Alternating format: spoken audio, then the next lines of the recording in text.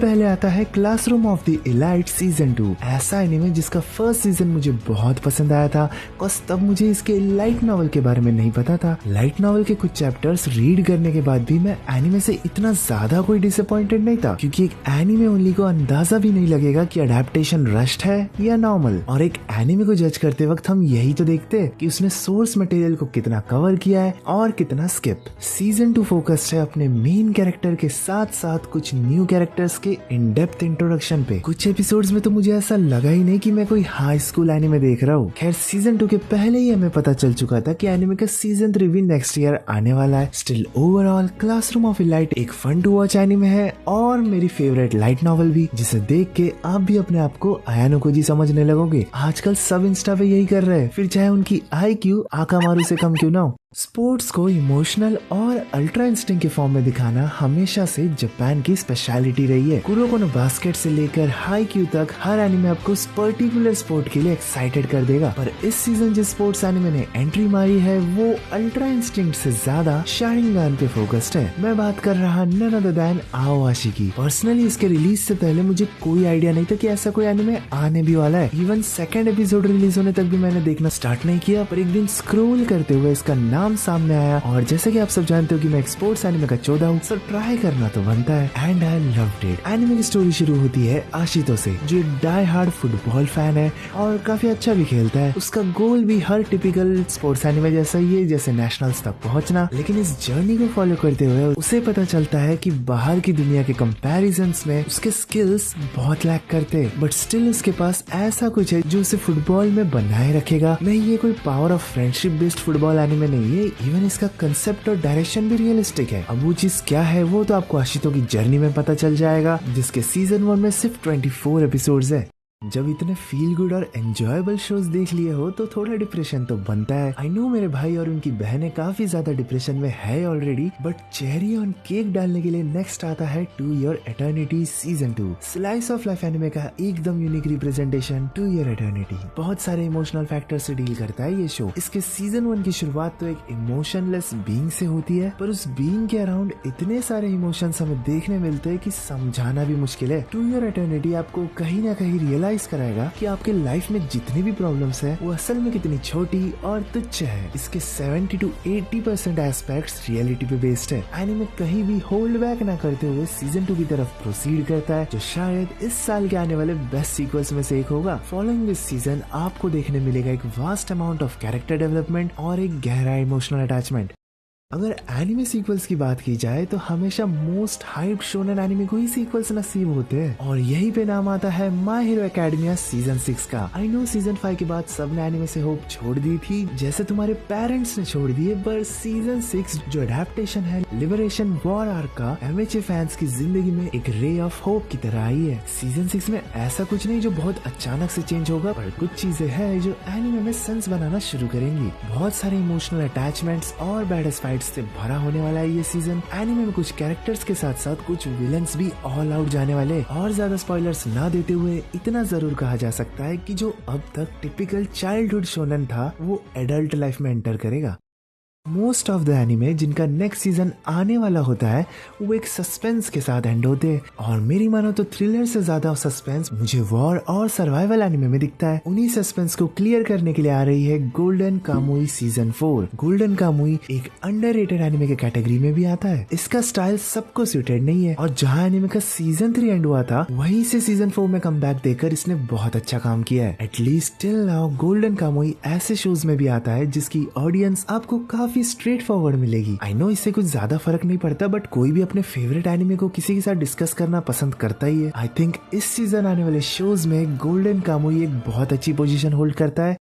इतने सारे अच्छी स्टोरी और एक्शन वाले एनिमे बताने के बाद हम बढ़ेंगे थोड़ा होलसमनेस की तरफ। मैं बात कर रहा स्पाई एक्स फैमिली सीजन 2 की। एक dangerous anime at least plot wise, पर एनिमे का असली मजा कहीं और है। सबसे पहला रीजन है इसकी जापानीज वॉइस एक्ट्रेस, हमारी शिनोबु कोचो। अगर आपने डीमन स्लेयर देखा है तो आप जानते हो कि शिनोबु कोचो की आवाज कितनी स्वीट पॉइजन है, और यहाँ योर का कैरेक्टर भी समवॉट सेम ही है।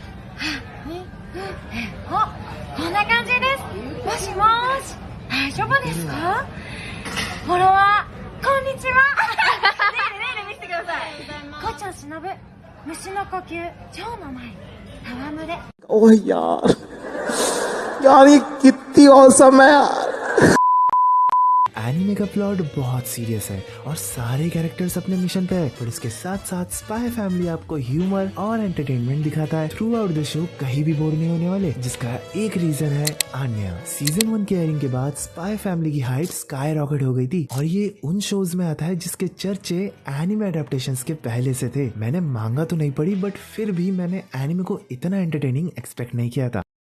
अब जब बात एनिमे एडेप्टेशन की हो रही है तो हम ब्लू लॉक के बारे में कैसे भूल सकते हैं। अगर आपको नहीं पता तो ब्लू लॉक भी उन फेमस मांगा में से एक है जिसका एनिमे का नाम तक नहीं आया था, स्टिल मांगा टॉप सेलिंग थी। एनिमे शुरू होता है योइची इसागी से, जो एक फुटबॉल प्लेयर है एंड मेनली स्ट्राइकर भी। उसे इन्विटेशन आता है एक ऑर्गेनाइजेशन से जिनका एक ही गोल है, जापान को वर्ल्ड कप दिलाना। और एनिमे के फर्स्ट एपिसोड से हमें पता चल जाता है कि वो किसी भी हद तक जा सकते हैं अपने इस गोल को पूरा करने के लिए। इतने से के बाद हमें एनिमे इसागी के पर्सपेक्टिव से दिखाया जाता है, जहां वो ऑर्गेनाइजेशन में पहुंच चुका है और वहां उसके अलावा 100+ प्लेयर्स है और सबके सब स्ट्राइकर्स। अचानक एक बड़ी सी स्क्रीन पे हमें दिखता है ईगो जिनपाची, जो मेरा फेवरेट कैरेक्टर है एटलीस्ट टिल नाउ। ये बंदा लिटरल मेनियक है। इसे हायर किया गया है एक टीम बनाने के लिए जो जापान को वर्ल्ड कप दिला सके and he is allowed to use every resources and every measures he wants. इसके तरीके इतने अब्सर्ड और रफ है, जिनपाची प्लेयर्स का स्वागत करते हुए भी उन्हें बताता है कि वो अब सेटअप के अंदर घुस चुके हैं, तो तैयार रहे जो उनके साथ आगे होने वाला है। यहाँ से एनिमे एक्चुअली शुरू होता है और फर्स्ट एपिसोड से ही एनिमे विजुअल और डायरेक्शन वाइज काफी आई कैचिंग है। अगर आप ब्लू लॉक पे डेडिकेटेड रिव्यू चाहते हो तो कमेंट करना मत भूलना। फिलहाल के लिए तो एनिमे चेकआउट करो। इस एनिमे के पहले एक और मांगा थी जो एनिमे आने से पहले ही सीलिंग तोड़ रहा था। Yes, you guessed it right, मैं बात कर रहा हूँ चेनसॉ मैन की। No doubt chainsaw man one of the most hyped shows में से एक है, जिसकी मांगा की पॉपुलैरिटी पास्ट में बहुत ज्यादा स्पाइक हुई थी। We know the reason, Makima power. और एनिमे की स्टोरी क्यूट कन्याओं के अलावा एनिमे को उसका कंसेप्ट भी यूनिक और अजीब बनाता है। अब ये अजीब बोलने का रीजन सिर्फ मांगा रीडर समझ सकते हैं, तो उसके साथ साथ मापा स्टूडियो के एनिमेशन ने इसे नेसेसरी टू वॉच बना दिया है। चेनसॉ मैन को इतना रिकॉग्निशन मिला कि इसके नेक्स्ट सीजन आने वाले 12 एपिसोड्स में हर एपिसोड्स में हमें एक नया ओपनिंग देखने मिलेगा, जो कुछ ज्यादा ही हो गया रिफ्रेशिंग। आई मीन हर हफ्ते एक नया ओपनिंग सुनना। जॉर्ड भाई जॉर्ड। नेक्स्ट लिस्ट में आता है मॉब साइको सीजन 3। मुझे आज भी याद है जब मॉब साइको की अनाउंसमेंट हुई थी तब इंटरनेट और डिस्कॉर्ड सर्वर्स का क्या हाल हुआ था। लोगों की एक्साइटमेंट का ठिकाना नहीं था। सीजन 3 बेस्ड है कागेयामा के पावर्स के कंट्रोल के ऊपर और उसके अराउंड लोगों के कैरेक्टर डेवलपमेंट पर। ऑसम एनिमेशन के साथ साथ मॉब साइको की स्टोरी टेलिंग हमेशा से मस्त रही है और इसके एक्शन सीक्वेंसेस, साइकिक पावर्स का यूज, सबका मिक्सचर हमें डबल मिलने वाला है इस बार। सीजन 1 की शुरुआत में मुझे ये टिपिकल एक्शन एनिमे लगा था, बट सीजन 2 आते आते मेरी मेंटालिटी पूरी चेंज हो गई। Same as one punch man, because दोनों सेम राइटर के और दोनों ही जब स्टोरी को डीपली एक्सप्लेन करने में घुसते हैं ना, तो आपको समझ आता है कि ये दोनों कितने डीप है। तो उससे मेरा क्या फायदा? जिसका EQ हाई है और थोड़ा मैच्योर है, वो इन एनिमे के अंदर छुपे सैड फीलिंग्स को भी समझ पाएगा।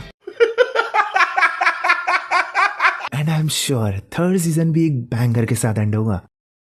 नंबर 1 पे आता है अब तक का most misunderstood shonen anime bleach, और यहाँ मैं बात कर रहा हूँ bleach 1000 years of blood war arc की। यह एनीमे को मिसअंडरस्टूड बोलने के काफी रीजंस है। जब फर्स्ट टाइम मैंने एनीमे को देखना शुरू किया था, मुझे स्टार्टिंग के कुछ एपिसोड्स तक तो बिल्कुल अटैचमेंट फील नहीं हुई। ये तो बस मेरी एक्स ने बोल दिया तो देख लिया, और इसका रीजन ओल्ड एनिमेशन स्टाइल नहीं था, कॉज मैंने वन पीस और भी बहुत पुराने पुराने एनीमे देखे रखे। सो हाँ, एनिमेशन को दोषी नहीं ठहराया जा सकता, बट कुछ तो था जो मिसिंग लगता था इसमें मुझे। बट जैसे जैसे मैं आगे देखते गया, कंप्लीट करने का मोटिवेशन हाई होता गया। जिस मोटिवेशन पर पानी फेरने बार बार आ जाते थे इसके फिलर्स, स्टिल अब क्या कर सकते हैं, ये एनीमे कंप्लीट हो चुका है, one of the top shonen है, तो देखना तो पड़ेगा। तो 150 एपिसोड तक आते आते ये एनीमे मेरा one of the top shonen बन गया। खैर टेक्निकली इसमें 150 ही एपिसोड है, स्टिल हाँ, it's now my one of the top shonen. और इसके ब्लड वॉर आर्क के लिए मैं बहुत एक्साइटेड था, जिसपे ये खड़ा उतरा है। इसका हर एक एपिसोड बैंगर के साथ आ रहा है, और मुझे पता है कि एनीमे में आगे बहुत सारे सरप्राइजेस और बैड सीन्स आने वाले। ब्लीच उन फ्यू शोनेन एनीमे में से एक है जिसमें इनडायरेक्टली देखे तो थ्रू आउट द शो एक ही विलन है, और आप सब जानते हो वो कौन है। सो आज की वीडियो में इतना ही गाइस। मैं जानता हूँ इसमें ज्यादा से ज्यादा सीक्वल्स ही थे, जबकि मैंने कहा विंटर एनीमे, बट मैं क्या करूँ जो इस सीजन सीक्वल से इतने अच्छे आए हैं कि नए एनीमे को देखने का मन ही नहीं कर रहा। स्टिल मैं आपके लिए देखूंगा और नई लिस्ट जल्द से जल्द लेके आऊंगा। ね。